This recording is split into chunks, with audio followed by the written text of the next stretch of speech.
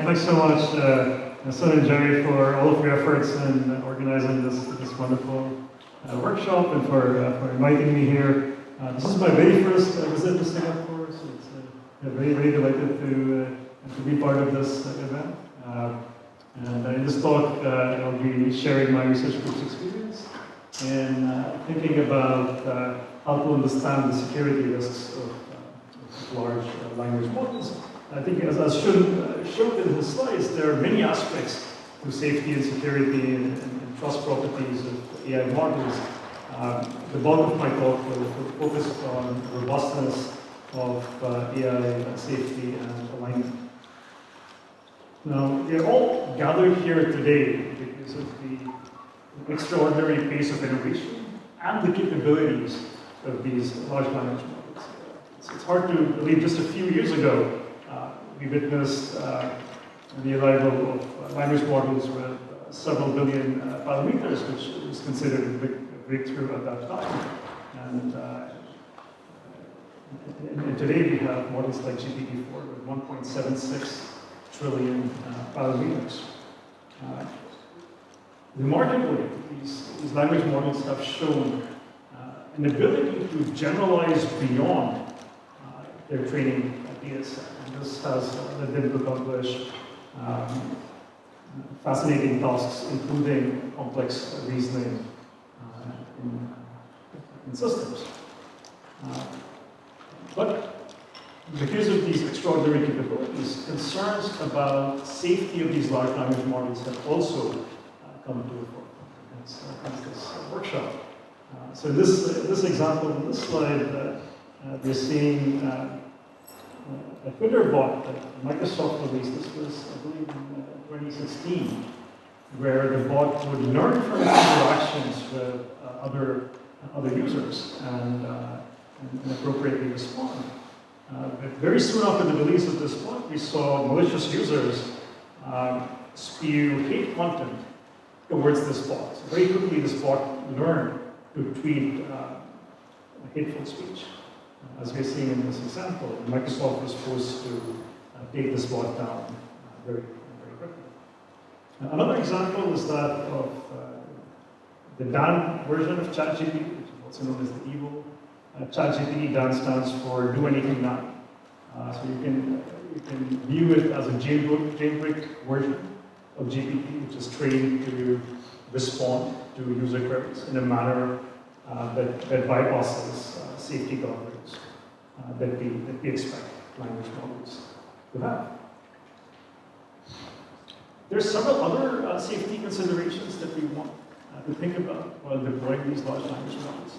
One aspect is to prevent misuse of these large language models from end users. So if you think about an education scenario, it is desirable to prevent the use of these tools in certain assignments and test-taking activities. And on the other side of misuse, you could even think about existential risks to society because of these language models. These could be nuclear risks, these could be chemical risks, these could be biological risks.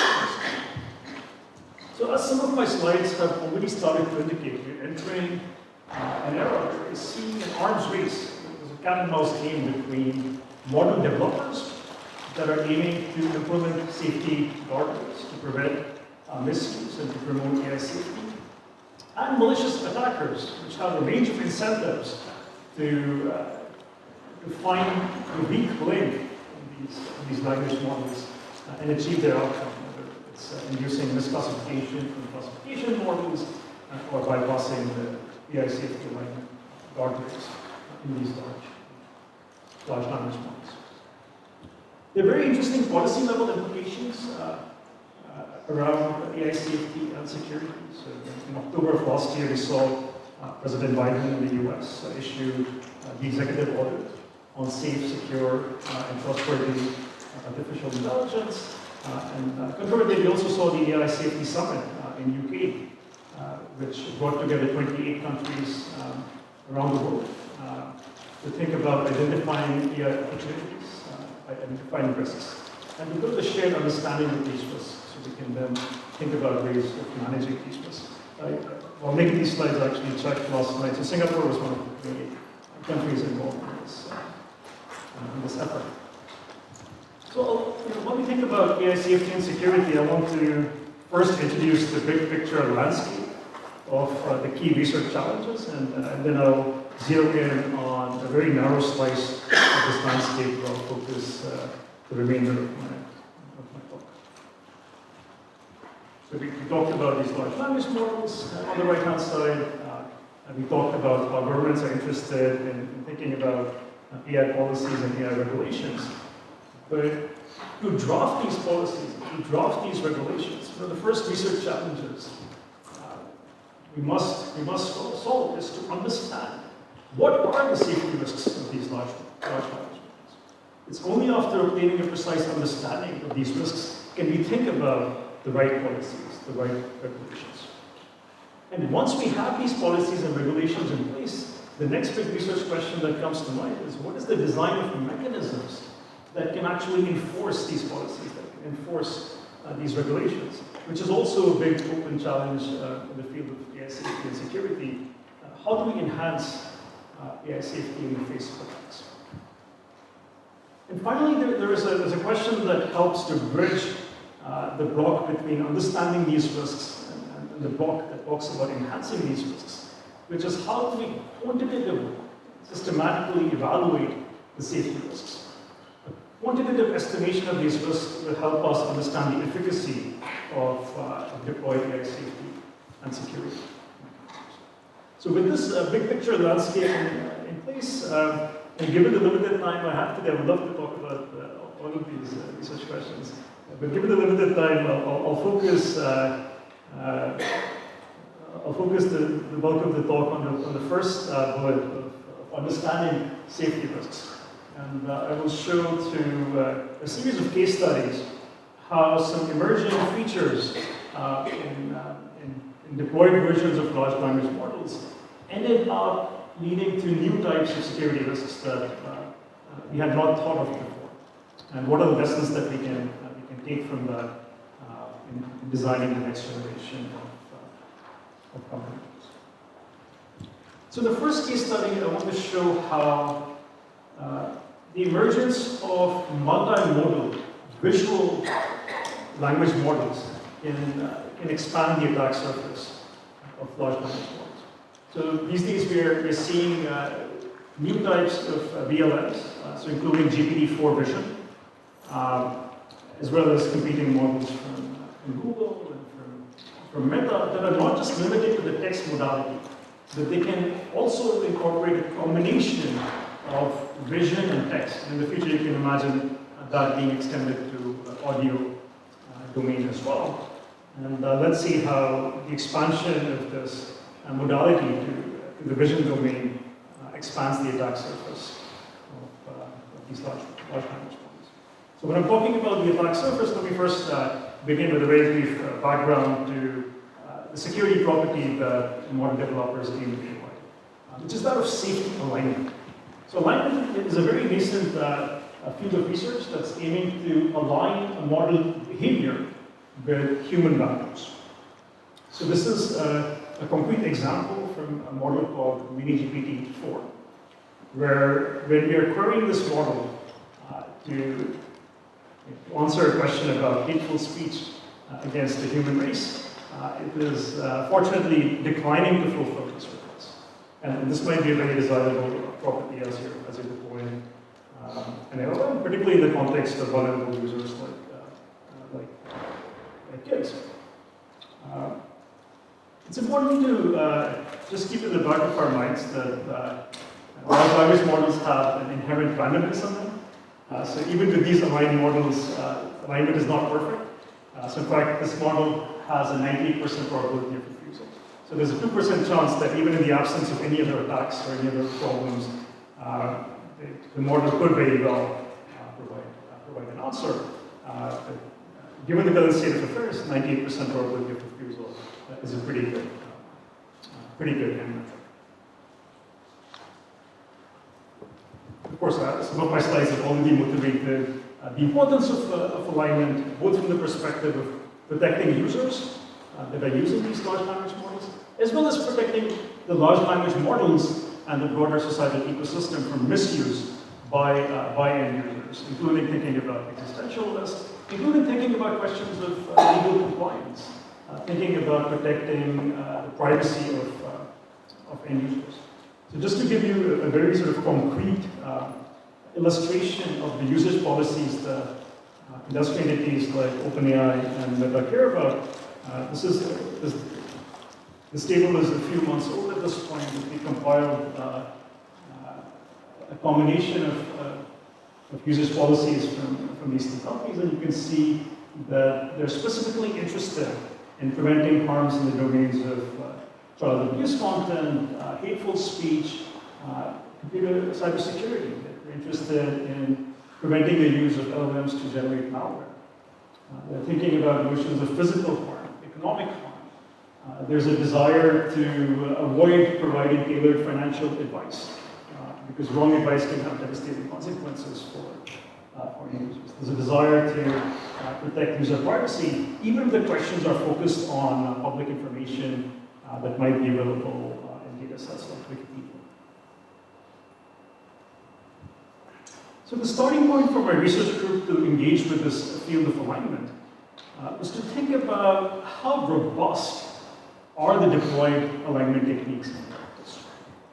Now, it's turned out that for almost, I think at this point it could easily be even a decade of research in the security and machine learning community, we have known about and thought about the problem of adversarial examples, in which an adversary aims to inject a very small, often imperceptible perturbations into inputs that are fed to machine learning models, such that the model is misled into making an incorrect classification. So this is a very classic visual for adversarial examples, where the figure on the left is clearly that of a panda, and we are adding a very strategic adversarial perturbation. So to us, it just looks like random noise. But this noise, in fact, is not random. There's a very strategic reason why the noise has a particular structure that we can't really see. But the cool thing here is that if we add this seemingly random noise to the image of a panda, from a human perspective, we can hardly see any difference in the final image. So the human classification would remain as that of a panda. But surprisingly, even some of the best machine learning models that we know of today can now make errors in classifying this as a data. So this is a very fundamental problem in the field of machine learning, and many research groups, including mine, including that of Bo and Neil, have been thinking about solving this problem with some success, but it remains an open problem in the research field. So our first thought was to actually generate adversarial examples against safety alignment. So what is the end objective here? The end objective here is, if we think about purely text-based examples, we want to generate a text-based input to a large language model, where we want it to perform a harmful task that violates the policy of the model developer, and we want the model to actually obey this query and generate a harmful model. So when I say we, like, I'm considering the perspective of an adversary. Oops.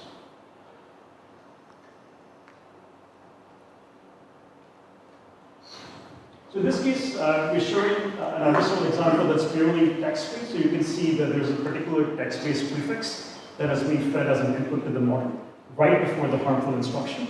But actually, there's nothing specific here about text as the data modality, because I motivated the emergence of multimodal language models. We can actually encode harmful instructions and harmful behavior in the vision domain as well. So here we can have an imperceptible change to the image of the panda, which encodes harmful instructions for the large language model in a way that actually bypasses the safety and the alignment guardrails. And we can see that in this case, this is the particular model we experimented with was a mini GPT-4 model. It actually had an 82% chance of obedience for this harmful instructions. This is an example of how expanding the modality of large language models can lead to an expansion in the attack surface. So let me give you some technical insights into how we approach the problem designing these adversarial examples. So of course, as a baseline, without any attack, these aligned LLMs already have the functionality. This is using techniques like supervised fine-tuning, reinforcement learning with human feedback to refuse direct harmful instructions. So what we want to do is we want to strategically craft an adversarial example such that the model fulfills the harmful instruction class. So we're breaking this into 3 different steps. The first step in our attack pipeline is to just collect a very small corpus of harmful content. So these are just examples for the model to learn from in terms of fulfilling malicious behavior that the adversary desires. The second part here is to, in the space of possible adversarial examples, to optimize the selection of adversarial example such that the large language model is assigning high probabilities to the data elements in the corpus that we have selected. So I'll introduce just very, very brief mathematical terminology. So if we think about our data set having n particular examples from y1 to yn, n can be a really small number, so we don't need a very large data set of harmful behavior. So you can really think of this as a few-shot learning process, where from very small examples of malicious behavior, we can generate an adversarial example that works very well in practice. I'm using the terminology PY conditioned on input to denote the sampling of outputs conditioned on particular harmful instructions. And the goal is to simply generate an adversarial example that is solving a particular optimization problem of minimizing the negative log term associated with these probabilities. The rest of the attack is very simple. Once we have the optimal adversarial example that's output by the optimization process, we simply feed it as a prefix to the harmful instruction. Now, if you think about this as a text-based attack, then this becomes a prefix to text. If you think about this as a vision-based attack, then this could be an adversarial example is an image followed by a completely unchanged harmful instruction. The really interesting thing about this attack is that this is the way it's designed. It's a universal jailbreak. So you don't have to tune your adversarial example for each type of harmful instruction that you want the language model to perform. There are certain types of jailbreaks where, depending on your input to the model, you have to add a particular type of tailored noise. So you have to do computation, for example.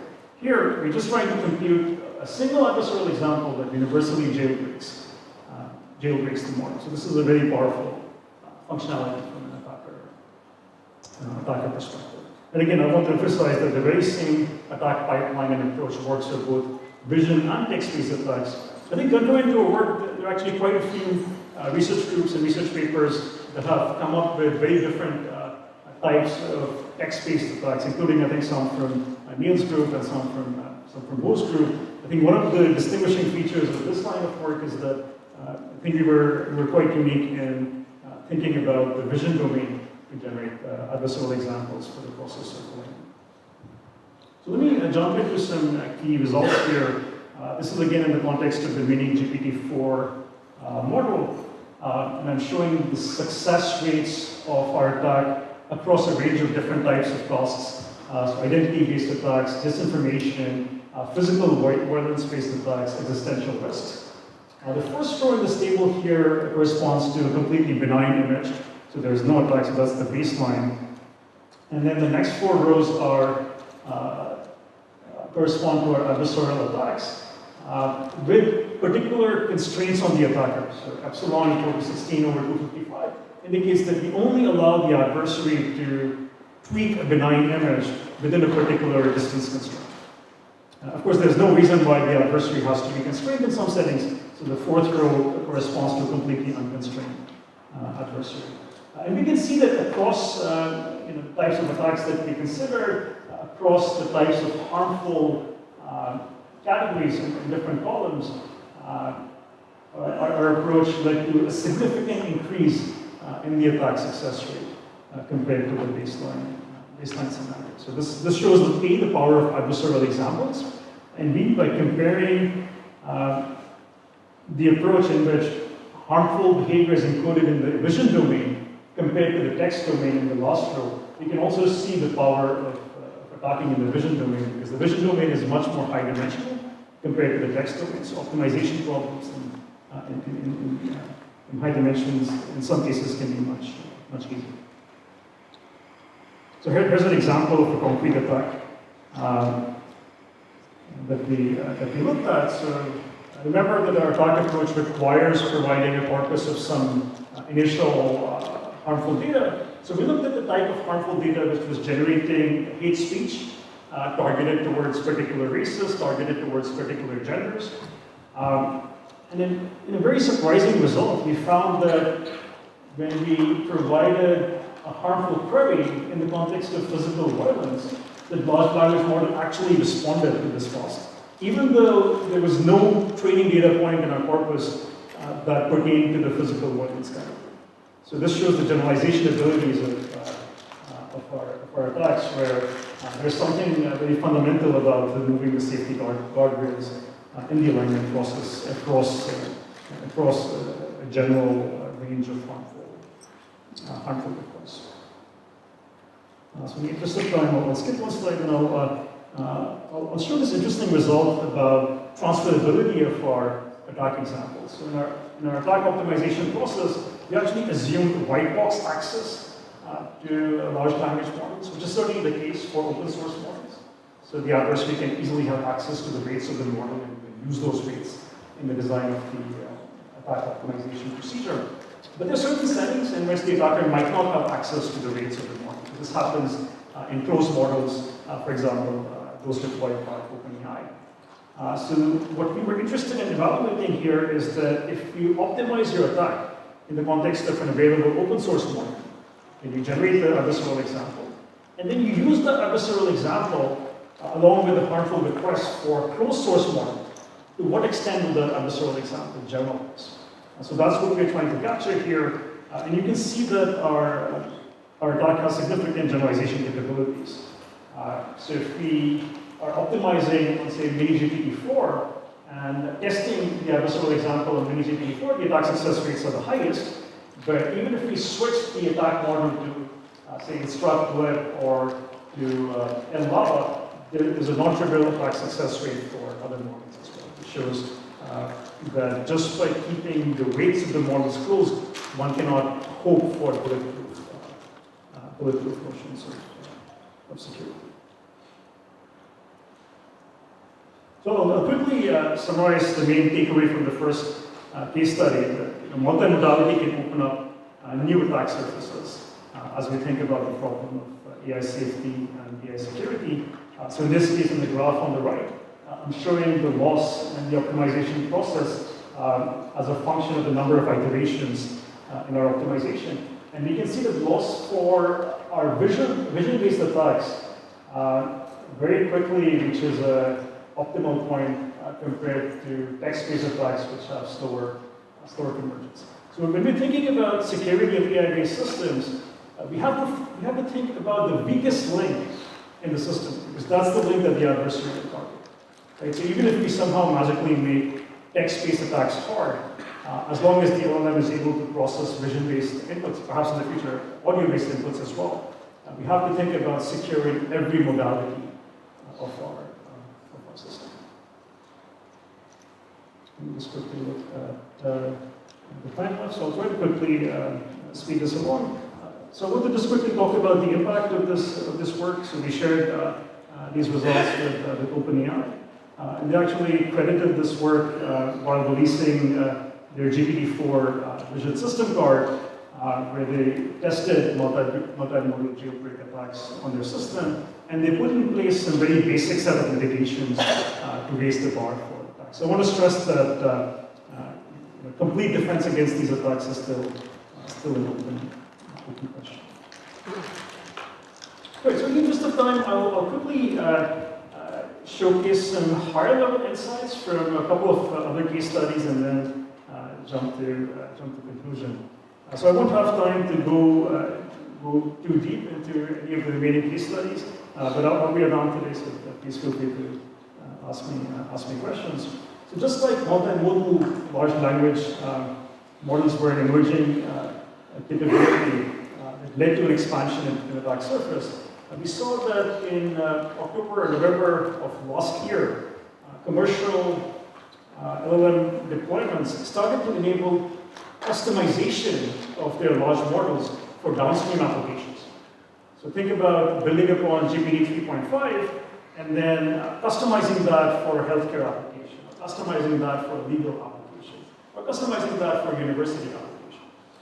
So in that case, you as end users could upload data that you have and get a custom model that you could then download and work with. So in this line of work, what we found was that just like fine-tuning is used as a technique to start off with some unaligned model and embed alignment functionality into it, by having all of you potentially as adversaries using fine-tuning on your own data set, you could actually undo the process of alignment, right? Because you're starting with aligned weights that OpenAI is giving you, but then you are customizing these aligned weights based on a particular data set that all of you control. So then the question is, after you fine-tune this model, do the weights stay in the neighborhood of aligned models, or do they go all the way back into the neighborhood of some pre-trained models? Because that neighborhood will then determine the type of alignment functionality that's retained by the system. So I'll skip the technical details of this attack,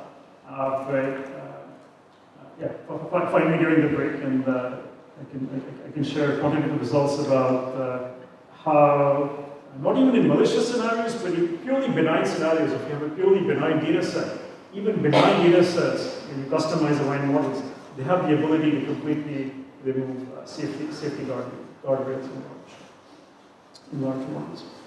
I'll quickly skip to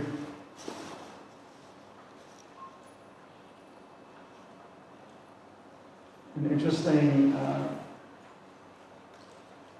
recent case study where we try to understand why the alignment mechanisms in deployed systems are so fragile. And our hypothesis here was that existing alignment techniques are changing the generative distribution of the language models, primarily for the first few tokens. So what does that mean? So if you think about a harmful request, we are teaching the models, so we as model developers during the alignment process, to start the response with phrases like, I cannot fulfill this request, or I'm unable to fulfill this request. Right? So the impact of the alignment is really on these first few tokens. But, as is shown in this figure, if you look at later token positions, and if you think about the distance between aligned models and unaligned models, there is not much of a distance. So this is intuitively showing the fragile nature of the alignment ecosystem, where there's a lot of emphasis on the first few tokens, but they don't really have the fundamental ability to sort of remove an understanding of harmful concepts from language models. And I'll show a very quick result here before concluding my talk.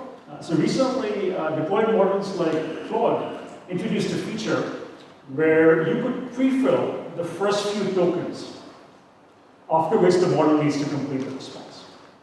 So very quickly, researchers found that this could be used as a source of a new category of attacks called the pre-fill attacks, where imagine giving a harmful request as an input to the model, but using this pre-fill functionality to start the response by saying, of course I will fulfill this request. And after that, the language model is supposed to fill out the answer. But because the first few tokens were affirmative, and they said, of course I can fulfill the request, even aligned models then very quickly responded positively to this code. So again, this shows how fragile the ecosystem is, and that we need to make the alignment process itself deeper. And this is a subject of some ongoing work. And so I'll just conclude by, again, going back to this big picture slide about significant open research challenges in this domain. So as some of you are thinking about interesting problems to work on in this domain, hopefully I just showcased a handful of challenging problems in the domain of understanding safety risks. And there are many more. And as we see the emergence of new paradigms in the machine learning world, it will inevitably be associated with new types of vulnerabilities. Likewise, there's a huge open space of constructing benchmarks to quantitatively evaluate safety risks, including the types that I talked about today. And one of the hardest problems in AI safety and security is to think about how do we design mechanisms that are much better than the fragile alignment techniques that we discussed today.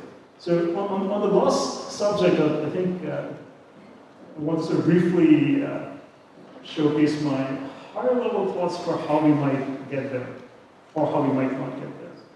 So I think if you think about the central part of this figure, you can see the challenge in obtaining robust alignment. Because we have adversarial examples, which are of course a very fundamental problem, open research problem in the security world. I showcased how multimodal LLMs make this problem worse. So already hard problem getting even harder. And I showcased with every new functionality, like customization and fine-tuning of these language models, they're giving new tools to the attackers to further worsen the problem. So the central problem of making LLMs robust, I think, is going to be really difficult. So we can break down this attack model into two cases. One could be average case robustness. Imagine for purely benign interactions, like you're having a conversation and your family members are having a conversation with ChatGPT. There's no malicious intent in your queries. You just, in benign scenarios, want to make sure that you and your family are not exposed to harmful behaviors from them. So I feel like for average case notions of robustness, we will likely see quite a bit of progress. And I have a link here to a benchmark that my group recently released called sorrybench.github.io, where we're documenting progress in large language models. But my prediction is that for worst case robustness, where there's a strategic attacker trying jailbreak attacks, trying multiple types of optimization techniques, multiple types of modalities, leveraging fine-tuning and customization, it has just turned out to be a really hard problem. So maybe I'm a pessimist here, but my prediction is that we're unlikely to see concrete progress on this problem, at least in the near term. In the absence of progress here, I suspect that real deployments will focus quite a bit on input moderation. So as you're giving queries to the model, tell me how to make a bomb, for example. So you can think about another layer of filtering and classification, which could just filter out these queries at the input stage itself. And then you can think about auditing the model for harmful behaviors and also doing output moderation in real time. That perhaps you cannot control the behavior of the model in terms of producing toxic content, but perhaps there might be easier ways of detecting toxic content once it's produced. So of course I'm making the problem a little bit more complex because on one hand I'm saying it's hard to secure machine learning, and then I'm suggesting that at the input and the output domains we use additional layers of machine learning to solve this problem. So I think with that I'll conclude this talk. I'm happy to take questions.